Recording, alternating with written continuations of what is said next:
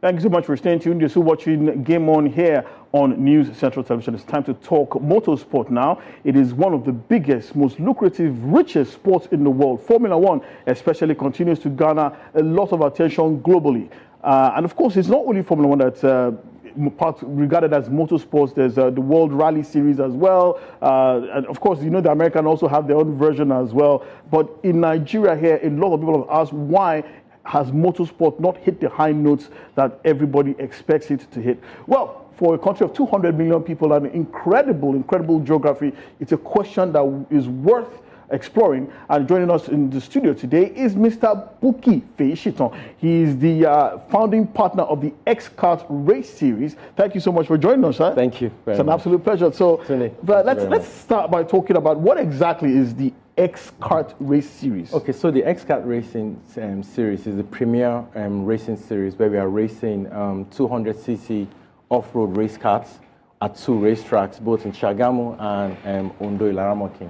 So we have so we have quite a number of them, and we have race teams that are coming between 4 to 6 race members per team, and they sort of basically enter the race to race the karts, really. So it's like a roll cage, semi-roll cage kart, right? Okay. And it has you know, variable shocks in front and static shocks at the back, and they're 200cc. And the reason why there's a reason why we decided to go this model, because we believe that this is the best place to start with the development of motorsports that will be sustainable. So the XKART Race Series is running through the year. So it's 7 races in the year. 7 races, same location or different locations? No, it's basically 2 locations. So we have 2 racetracks. You know, there's the Smoking Hills racetrack at Ondo, Ilaramokin, and the first racetrack is the Walk and Play Race Arena, which is at Shagamu.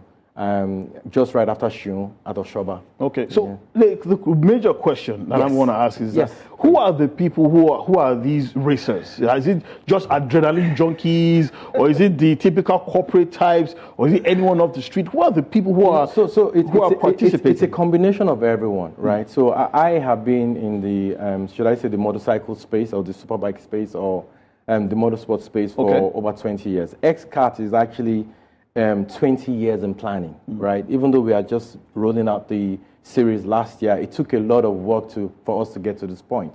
What I mean by that is several different racing models have been tried in the past. Really, we've had races that have happened in Benin. We have car motorcycle races, exactly. You know, so what we have found out is that those races, or how they sort of started, were not sustainable. So it's the reason why at this moment, really, there's, you know, we have 2 partners coming together, which is Walk and Play and Metallic Horses, to actually put their backing behind the XKART Race Series. And the goal here is to make sure we sort of run the race in this much sustainable manner, because the opportunities are huge. There's the opportunity for university development of STEM fields. There's a hospitality angle to it. There's the science, technology, engineering, and mathematics. So basically, you're developing a brand new ecosystem for motorsports. Yes, exactly. That's basically what we are trying to do. And we believe that this is the right point to start, because in Nigeria, we don't particularly have too much experience with racing and on tarred roads and all that. Hence, it's the reason why we are starting with the cross karts. It's the reason why we're also using the off-road tracks, and it's also the reason why, because safety is very important to us.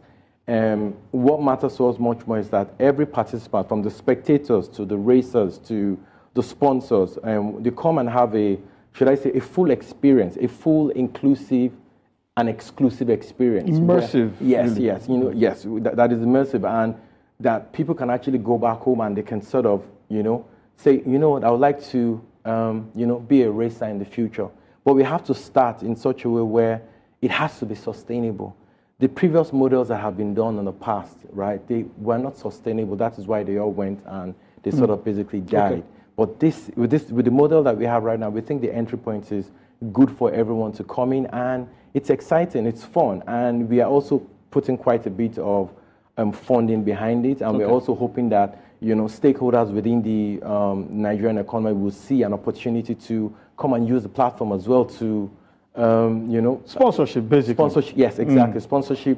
But then it sort of promotes the sport, and there's no limit. It's a case of where you could have teenagers get engaged and get involved, and you could also have basically adults get involved. So there's quite a number of angles that. So there's pretty much no age limit to regarding participation. Well, right now, really. Or you must typically be like according to FRS, you must have a driver's license. You must be 18 and above. Well, that is one part, but also we have a program that we are developing for teenagers. We're talking about people between the ages of 14 to 18. Really, I mean, those that are, if they started driving, they probably just started driving. You know, but there's also a space for, should I say, the adults. There's also the space for industries that are looking to just have a timeout to go and get some adrenaline through their system and significantly relax. You know, because if you race, it's sort of like a way to sort of relieve stress. You know, so I mean, I wouldn't know where to really start from, because if I start, I would just spend the whole day talking about it. You've definitely shown tremendous passion for this sport,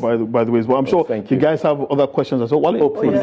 I understand Philip Garner is coming through. Oh, yeah. So how big of a deal is that? I know that is one of the best around. So how important is that for us?